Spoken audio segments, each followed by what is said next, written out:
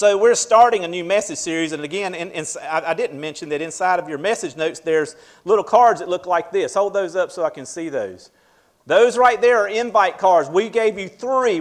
Is there 3 in there, or 2 or 3? Some of you did. Okay, 2. There's 2 this week. I want you to go and personally invite 2 people to come to the service with you next week, okay? Can you do that for me? That's 2 little invite cards that you can invite. The whole gist of this message series is that we're working on talking about loving with a purpose. And we're going to talk about various stages of relationships.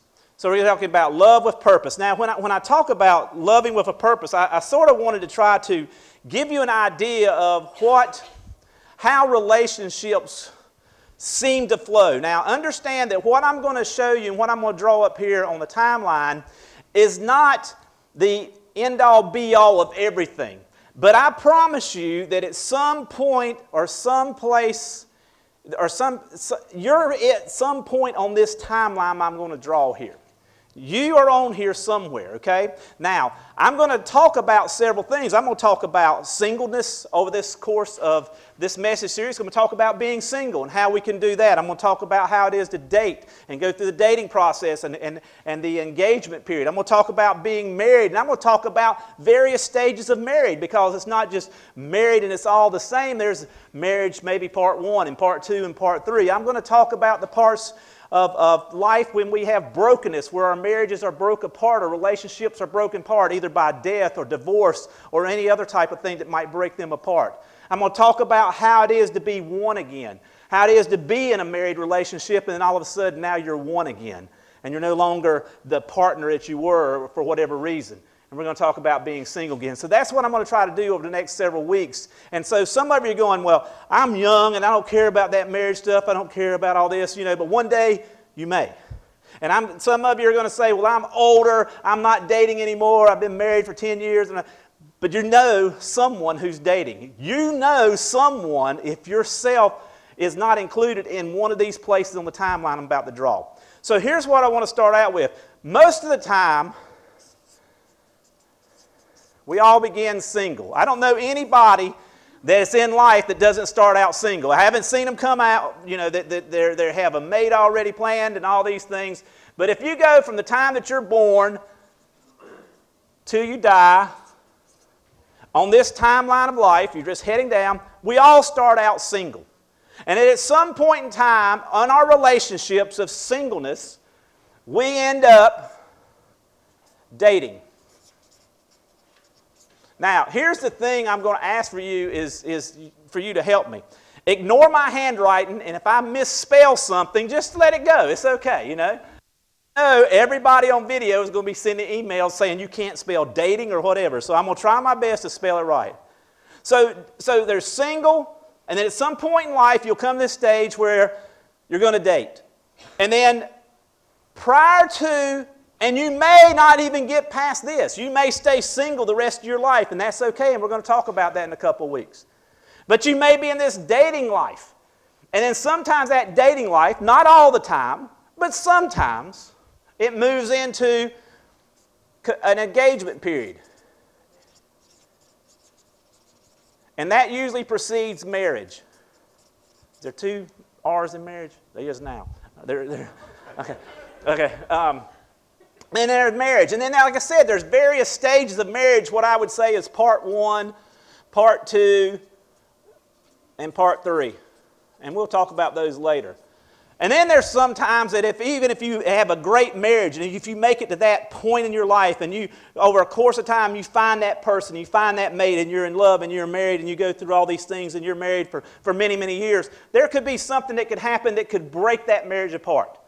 Something could happen within the relationship. Something could happen. I don't know, and it's happened a lot. In our country, there's 50%, or there's all kinds of statistics. I tried to find all this by researching it, and I get so many varying views of what the actual divorce rate is. But let me just say, it's very high. Okay? It is very, very high. In fact, I would say it's too high. It's too high. Because I don't think people, including myself, and I don't think others, spend a lot of time doing the work up front, and they spend their whole rest of their life trying to catch things up.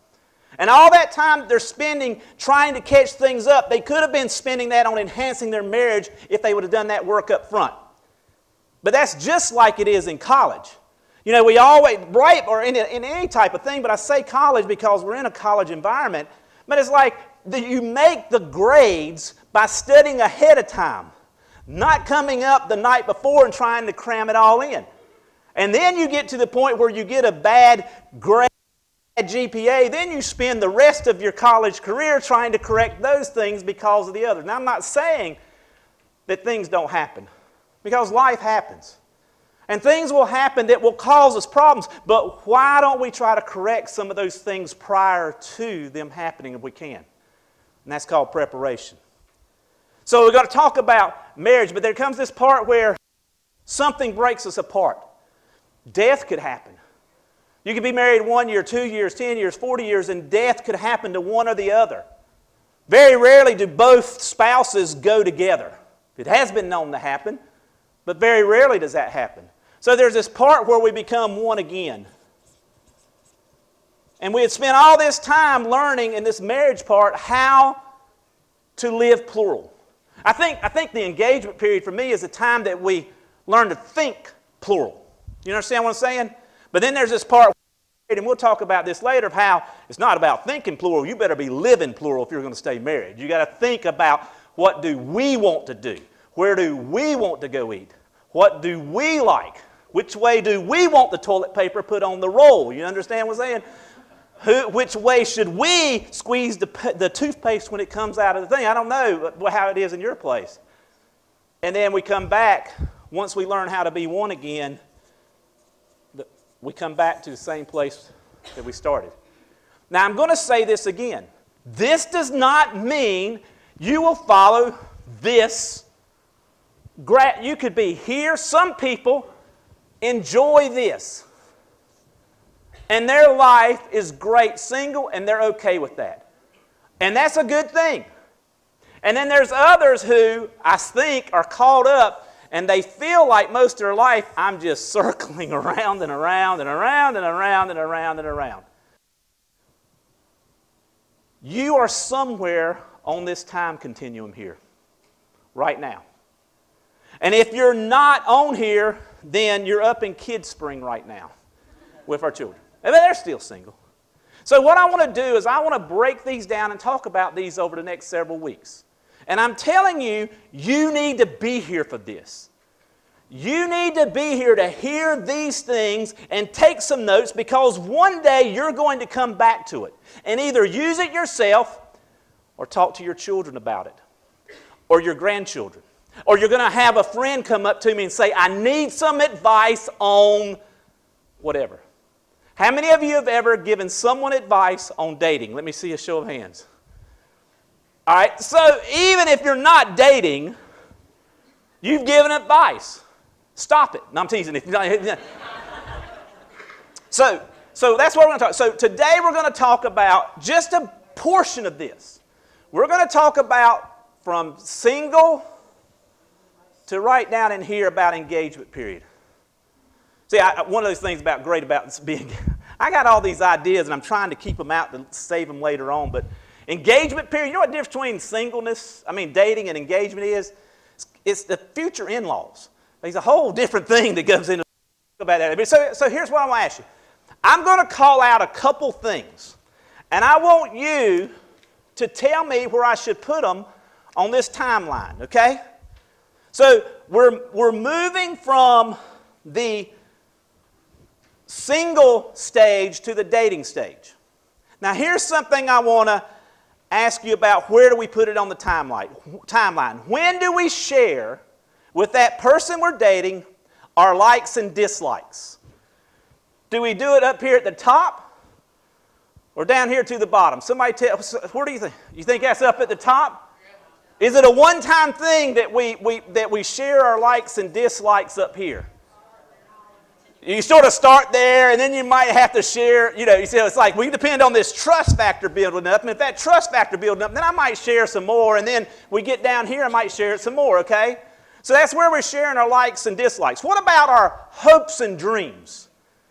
Where do we? Do we start them way out here at the top? On the first date, are you going to tell everybody your hopes and dreams? That'd be creepy, that's right. Because that would be 2 dates in one, your first and your last right there. So you want to share your hopes and dreams. You usually come on down a little bit lower on that, hopes and dreams. Right? They come down a little bit lower on it. And they do define themselves more and you start to share more. I can tell you this, when you get into the engagement period, hopes and dreams get serious. You know, and I'm telling you, guys, if you don't think she knows what she wants for her wedding, you better think again. This thing called Pinterest, they got boards on it already. It's crazy. They know what color they want. They know this. There's no questions not answered. And they've got little cutouts and everything. Hopes and dreams become more of a... Tell me about this. When do we talk about or share why you're dating to begin with? At the beginning, I just need some sex, so I'm just wanting the date to get some sex. I just want to go up and say that. Just go ahead. Do you do that early on? No. Some of you are saying, do you even do that at all? I mean, I'm not. I'm telling you, there's some people in this world that's exactly what's on their mind. It ain't got anything about being lonely. It's not got anything to be doing about I'd like some companionship. It's about my hormones are raging and I just, whatever. But when do we talk about the reason why we're dating? At the end. At the end. So, Gomer Pyle would say, surprise, surprise, surprise. What about your spiritual beliefs? When do you share that or bring that up in the relationship? Is that early on or later down the line? Down the line, down here? You don't think it's somewhere down here? Spiritual? Because some of us put our spiritual beliefs to the side to date somebody. We put our spiritual things to the side of what we believe, the things in faith, and we don't share that. We don't let that known. And so we go into this relationship already hiding something. Well, I really don't agree with that. But we don't say anything because they are hot. They look good and they got it going on. Or they got a great personality. Or they dress well. Or Jerry Maguire, they complete me. And then so there's this part where we sometimes start off and don't say everything. Let me ask you this. When do we set the physical boundaries? When do we share what our physical boundaries is? Here's one. Where on this time continuum should holding hands come? Down here? When should it start? When should up toward the top. So holding hands. No, not that high. Oh, not that high. Okay. A little bit further down. Holding hands. So we're dating and we're holding hands. What about kissing? If this is holding hands, does kissing come before holding hands? Yes. So are we all in agreement that holding hands comes afterwards? If you're lucky, they happen at the same time. I'm hearing you guys. This is crazy. So holding hands and kissing. So is kissing up on first date? How many of you kiss on first date? Just want to show a hand. All right. So there's some. How many think you need to wait 2 dates before you kiss? 3, 4. Now everybody's saying I'm not really telling the truth because I'd kiss him in a heartbeat if he just come on over here. What about sex? At the end. At the end? Where do you want? Some people are going out and after 4 or 5 beers, they're hooking up and they're expecting holding hands. They skipping holding hands and we can kiss if you want to, but they want to get right on. Is that true? It's true. We sit here and we joke about it. But see, when we talk about these things, when we lay these things out, we probably would put holding hands here. We'd probably put kissing here. We'd probably put sex down in here in the marriage. But because we're a liberal country, we might put it up there a little bit further or something like that. My point is, dating with a purpose means you have an idea about these things before you go on the date. Because the time to figure that out is not on the date. There's some things that you can adjust from what you had originally set. But you've got to have some idea or some mindset of why you're doing what you're doing. So this morning, I want to talk to you about a couple of things. And so when we date, one of the things that, now I want to tell you a couple of things that I found out in doing this research for this. First of all, there is no hard, recordable evidence in the Bible that is specifically tailored to scriptures that I can give you on dating. None. There is none. There I could not even find the scriptures that would show that people have a soulmate. How many of you have heard that? I'm looking for my soulmate, or they're my soulmate. They're the perfect one for me. I can't find anything scriptural to back that up. I can't find anything about saying, where's the first time you hold hands? Where's the first time you kiss? Where's the first time you have sex? I can't find when you share your hopes and dreams with someone. I cannot find any of that in the scriptures. So how can I take the modern view of dating and say that there's a biblical or Christian view of dating and compare the two? Well, here's the thing. The Bible doesn't say, the scriptures doesn't say or teach about dating. But what it does teach about is relationships. But in particular, loving relationships. Loving relationships that move from friendship, they actually start in talking about engagement and marriage. They are conversations about engagement. Jesus says, I'm the bride, I'm the groom, and you're the bride. And I'm going to prepare a place for you. Meaning that we're engaged and I'm betrothed and I've already made promises and I'm going to prepare a place for you. There's things that we do in the engagement period. And he says, keep yourself pure and wait on me while I'm doing what I'm doing, you do what you're called to do. And so these things, and there's things that talks about the marriage and how a man should treat a woman, how a woman should treat a man, and you can go on and on. And there's relationship things about relationships, about friends and enemies. What the scriptures clearly talk about is love. And the various stages of love and loving in a relationship. And what committed love looks like. So when I'm telling you all this, I'm telling you from the... So I want to read, I want to tell you that Jesus said to his disciples, when he was summing up, they asked him, he said, what's the most important thing in all the scriptures? What's the most important thing? He said, love God and love your neighbor as yourself. Love God and love your neighbor as yourself. So Jesus himself is saying the most important thing in this whole thing is tying this together is about love and understanding what that is. How to love one another and to love ourselves. How to love as strangers. How to love as friends. How to love as companions. How to love as committed partners or companions. How to love as husband and wife. How to love as intimate lovers. How to love as partners. How to love as helpmates. How to love imperfect people. How to love broken people. How to love restored and transformed people. How to love as parents.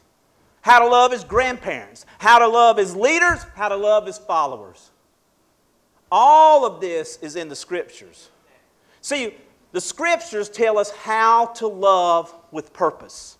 And that's what this sermon series is about, is loving with purpose. And we're going to take a minute just to talk about this. I want you to read this with me. It's 1 Corinthians 13. It's used in many marriage ceremonies, but its basis is talking about love.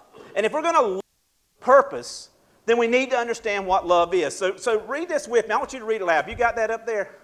Can you see that? Can you read this? Read this loud with me. Love is patient. Love is kind. It does not envy. It does not boast.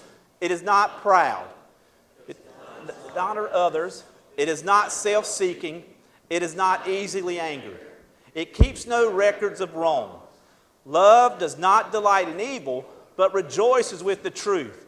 It always protects, always trusts, always hopes, and always perseveres. Love never fails. So if we start with this segment of dating, and we talk about this, understand that dating is relatively new in the cultures. Prior to this, there used to be people were arranged marriages. They just put them together. Mary was betrothed to who? Joseph. They just put them together. And I'm not saying that wasn't arranged or whatever, but my point that I'm coming together on this is sometimes they did it to connect countries together. Because of their poverty, one might say, please marry this and take care of my daughter or my son. So all of these things.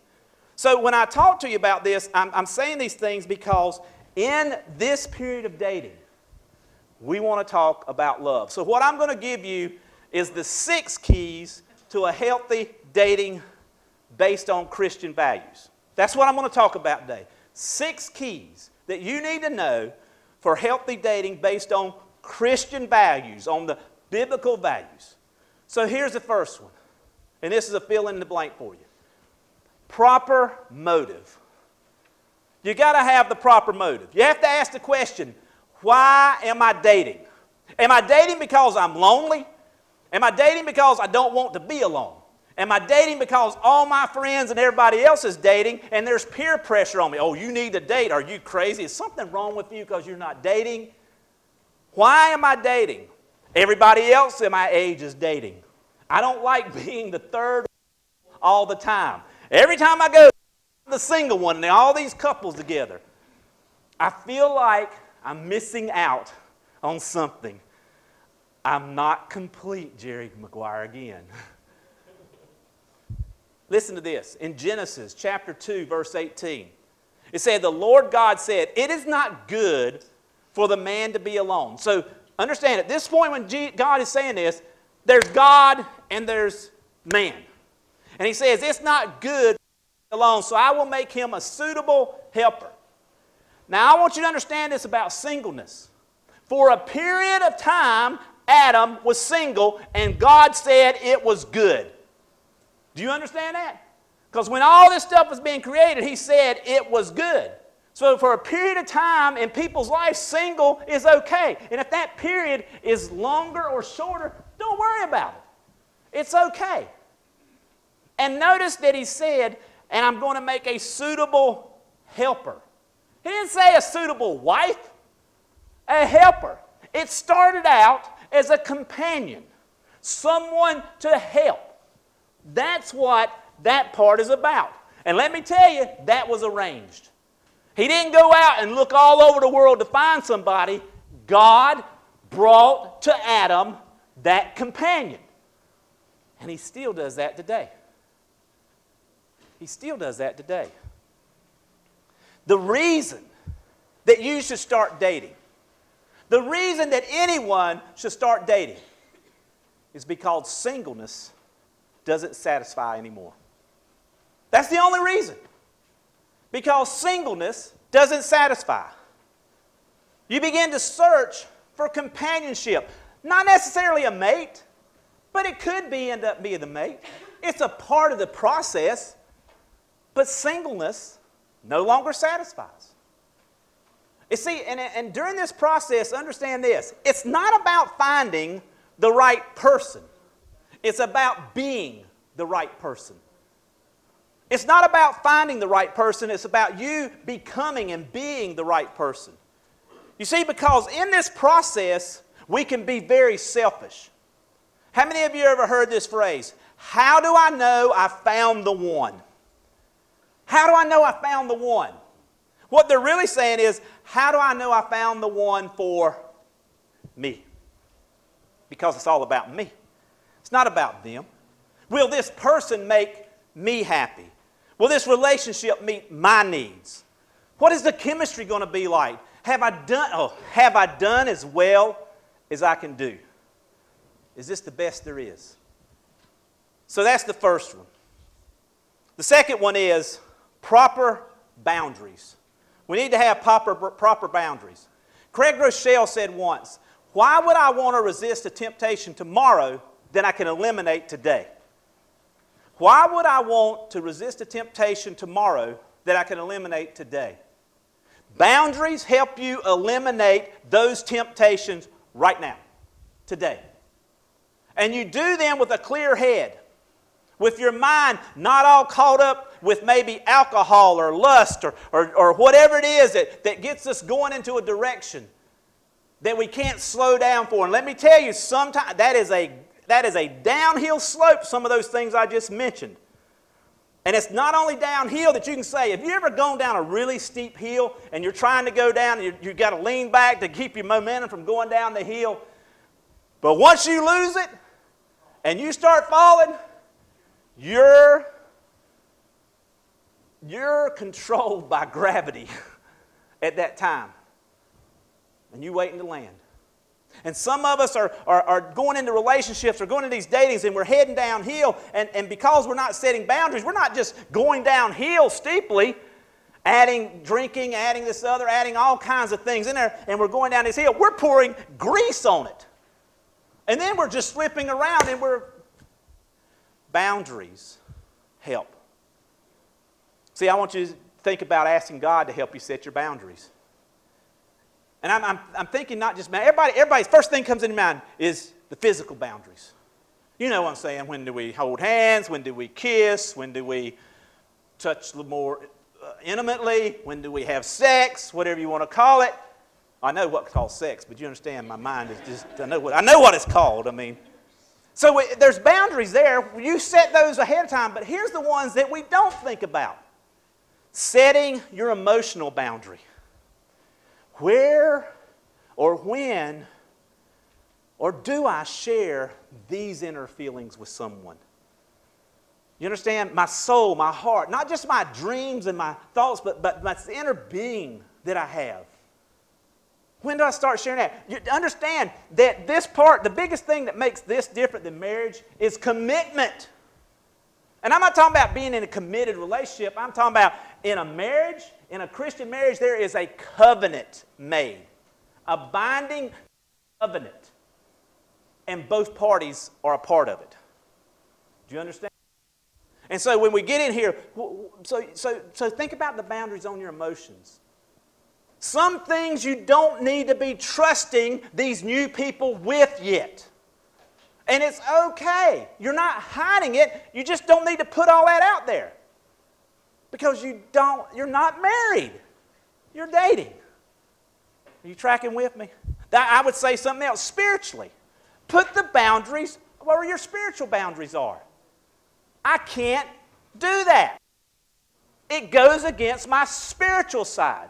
I am going to pray. You should never have to not do what you normally do in your spiritual life because you're around somebody else that you're dating.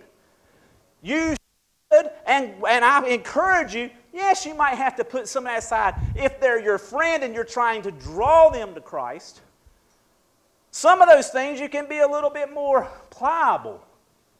But on these things, when we're dating, no. I pray when I eat. Not when I eat, but you know what I'm saying, like before the meals, in the evening. And you shouldn't be apologizing for it. It's okay. Listen, there's a lot of cute, hot guys and girls out there, men and women out there, that do pray and do what you do. Don't be ashamed. You think this is the only group of men and women in the world is in Statesboro, Georgia? There's some in Seattle. Oh, my soulmate. I love Jody, my soulmate. Right there in my high school room. The whole time, all 3 years of high school. We became that. There could have been a whole lot of other options out there. Don't get me wrong, Jody. I mean, we're going to move on to the second part. She had a lot of She had a lot. She had more than I had, I can promise you that. Half of them couldn't understand what I was saying. So 1 Thessalonians says this, it is God's will that you should be sanctified, that you should avoid sexual immorality.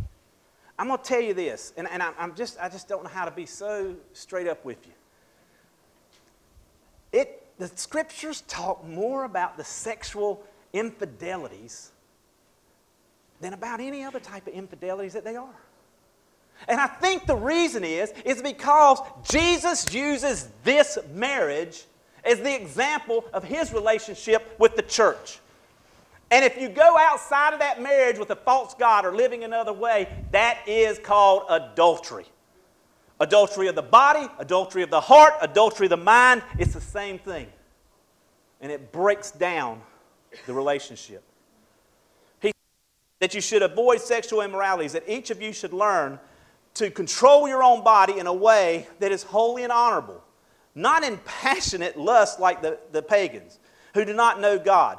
And that in this matter, no one should be wrong or take advantage of another brother or sister. Let me tell you this about the commitment thing. This is what I wanted to say about this. Don't be telling them that you're going to love them for the rest of their life when you don't know, just to get sex. See, this says that's wrong. That's why this commitment or this covenant is important. You don't manipulate people. That's what you're doing when you tell them how much I love you. And, oh, I'm all this. And in the back of your mind, you're really not there. But you'll say whatever you need to say to get whatever you want. That is sin. Tracking with me? And that happens before the other.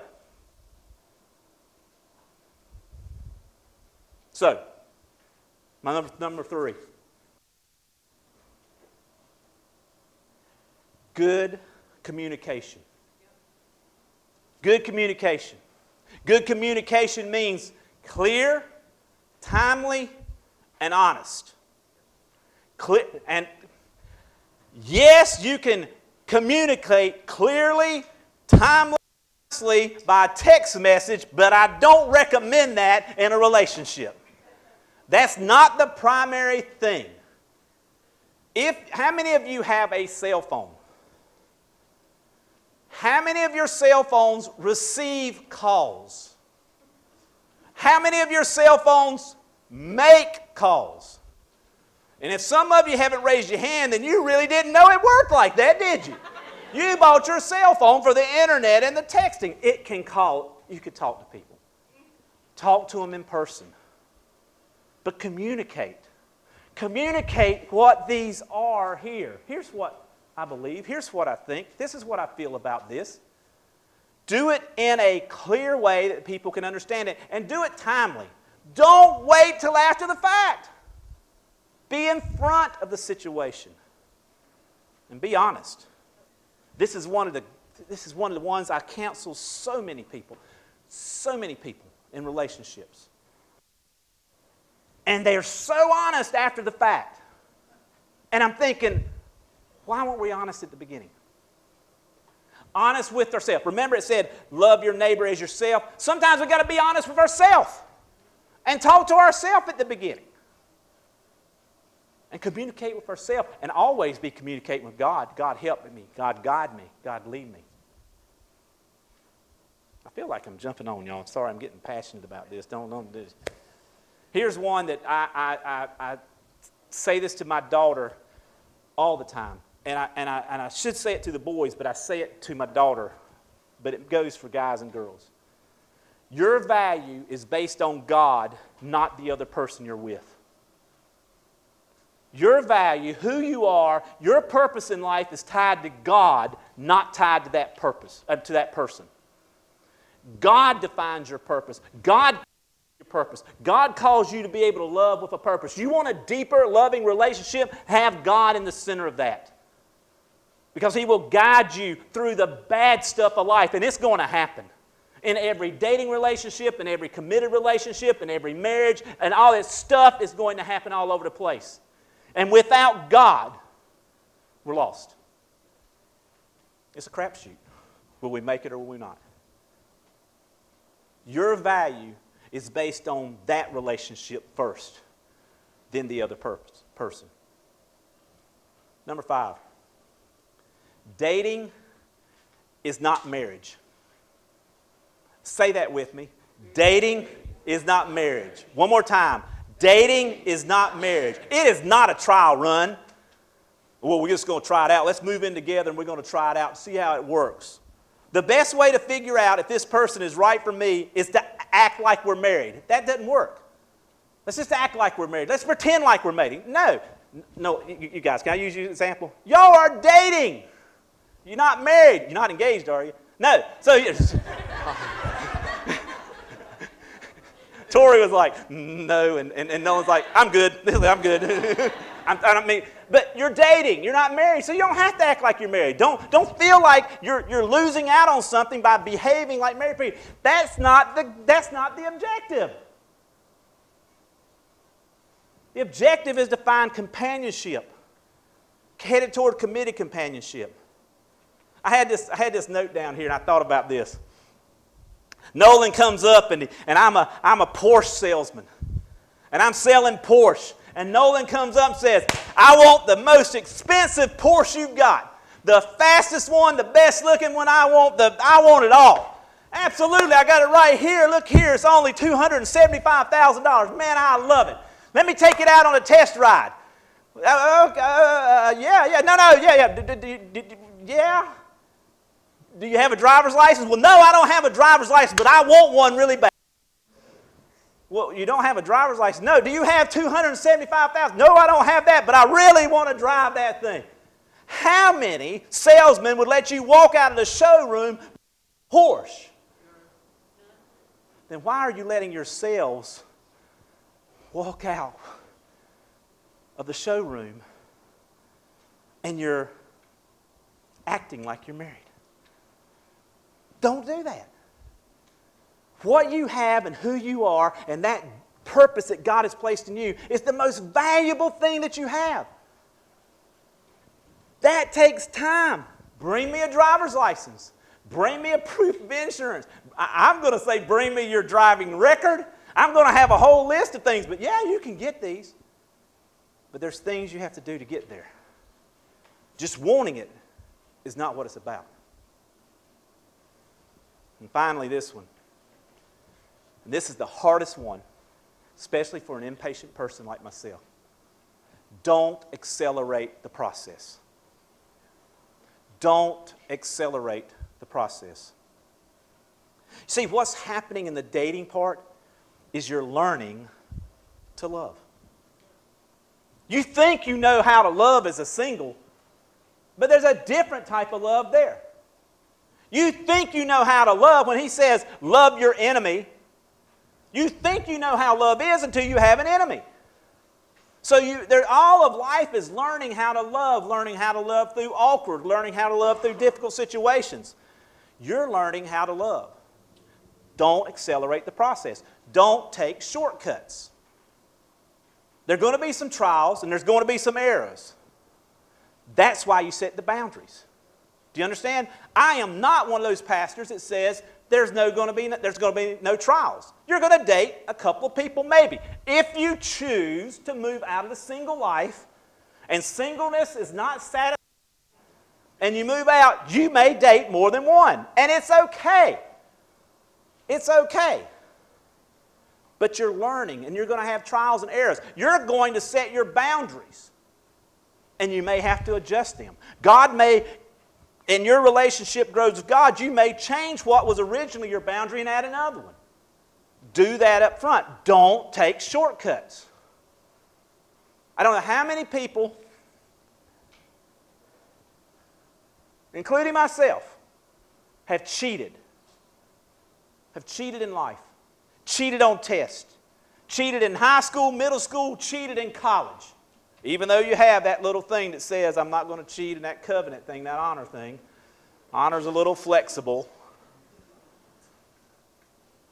But what happens when you cheat and you get out and you have to use it later on?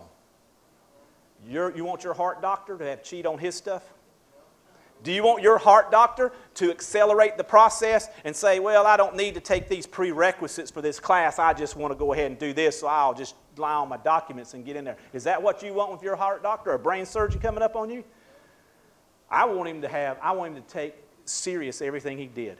I don't care if they keep you up all night and all day in that internship. Do your job. Don't take shortcuts. And that brings me back to the beginning as the band comes forward. 1 Corinthians says love is patient and love is kind. It does not envy. It does not boast, and it's not proud. It does not dishonor others, is not self-seeking, and is not easily angered. It keeps no records of wrong. Love does not delight in evil, but rejoices with the truth. It always protects, always trusts, always hopes, and always perseveres. Love never fails. So when we love with purpose, when we date with purpose, we date and we're patient. We don't accelerate the process. And we're kind. And we rejoice in the truth. We don't lie. We don't keep things from one another. We tell the truth. We always protect each other. We look after each other during that dating process. We trust each other. We build the trust. We learn to hope with each other. We learn to persevere through difficult things. We keep no records of wrong. That's a hard one for many of us. Because in fact, some of the records of wrongs of others, how they've treated us, has affected how we're dating people in this day. We don't boast. We don't get jealous of what other people have. Oh, they're doing this. They're doing that. That's not us. That's not who we are. And they darn well don't delight in evil. One of the things that I've practiced, and I've told people to do this before, is even in this starting, remember, we're learning to love. We're learning to love. Even in the dating process, I would say this. After a few dates, substitute that person you're dating's name in there and see if they can fill in an answer and sound this. Listen to what it sounds like. Jody is patient. My wife Jody is patient, and Jody is kind. And Jody doesn't envy. Jody does not boast. Jody is not proud. Jody doesn't dishonor others. Jody is not self-seeking. Jody is not easily angered. And Jody keeps no records of wrongs, thank goodness. Let's just say, praise God for that one right there. Jody does not keep records of wrong. Jody does not delight in evil, but rejoices in the truth. Jody always protects. She always trusts. She always hopes. And she always perseveres. Jody never fails. As you move through this dating process and you find out that singleness doesn't satisfy, and you move toward this committed relationship we'll touch on next week about being engaged. Don't just love with a purpose, but date with a purpose. Let's pray. Father God, thank you for this opportunity to be here. And as we come into this last song, I just pray that you would allow your Spirit to speak to us as individuals about what this has to do with us. Now, Father, many in this room are not in the dating process right now. Some of us are single. Some of us are married. Some of us are in the oneness stage, learning to be one again. Whatever that is, we're just not in the dating phase. But we all know someone who is. So for those of us who are not in this stage, help us to be encouragers to others. Encouraging them to be patient, to set some boundaries, to follow all these 6 steps or these 6 keys of living a dating life with Christian values. And for those in the room who are in that dating process or thinking about that singleness is not satisfying, Lord, I just pray that during this last song that you would just speak to their heart. Help them to understand you have a purpose for them. And if they trust you and follow you and love the Lord their God with all their heart and all their soul and all their mind and all their strength, then the loving others as they love themselves will make more sense. And dating with a purpose will change their lives. In Jesus' name.